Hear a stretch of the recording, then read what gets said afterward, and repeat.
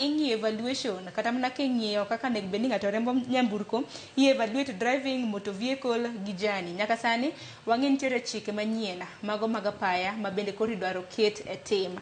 Derepe nyaka bed evaluated, nyaka non gi bende en dereva makare kopogore kod mana bedo gi lesen. Akiani kaka weg matatu e kaunti ma Kisumo kanyo paro ma kamano diwach nang'o?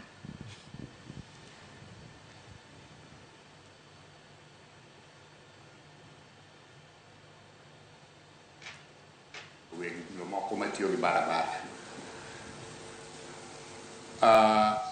Matatu ka aparo ni kunyalo paro nobedo reorganized by the late Michuki. Michuki kane reorganize Matatu no decide mondo los formations like SACCOs and companies ma were mandated and licensed to operate Matatu. At the same time, Michuki nokelonwa gimoro ni speed governor. Ma to some extent nodwa konyowa kendo osekonyowa ahinya e tijwa mar matatu no. And adier makar kende adwa nuoyo kendo awacho ni accidents mang'eny matimore ng'eny gi samoro iyudo ni makosa ok gin mag derepe wa mag matatu. Gimomiyo awacho ma derepe wa mag matatu kaka nasewacho e barabara ka aparo ni they are the most qualified. Tiyudo ni I don't know ni criteria mane ma mana bro gombo mondo engineer okonya kata bwana Ben nyalo konya. Pok awinjo qualifications ma ng'ato nego bedgo mondo riemb school bus kata college bus.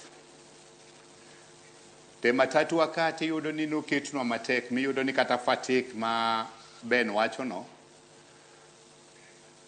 Geche wa madhi long distance like the buses ma samoro wuok from Kisumu to Mombasa,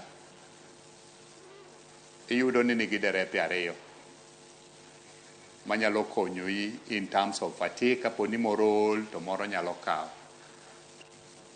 Mamano I doubt kapo ni timre college buses gi kata school buses gi. Madam, yiena mondo awach ni makosa mosebete ok wasebedo kwa concentrate ahinya e wach training mag derepe wagi. Adier makar kende and this engineer bro confirm ni licenses ma wan go most of them expire within 1 year. Mo nyalo dhi for a longer period, samoro layo dhi kata for 3 years. Ok dwa kete mikakati moko ni sama license mar ng'ato expire modhi renew the license. Onego bed ni duoke for retraining mondo cheki nikech in the process ka samoro ng'ato nyoyudo tuo sukari wang'e koro ok nen maber. To pod being ni en qualified and gi experience cha ok ibi ng'eyo kaka wuon matatu ni samoro ng'ato osebedo gi problems moko matindo tindo.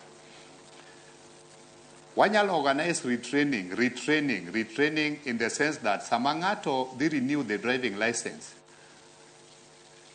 titimo ne check up malong'o, ing'iye ni to visibility mare chal nade, en gi problem moro matin machal nade, mamano kwayo mwaseketo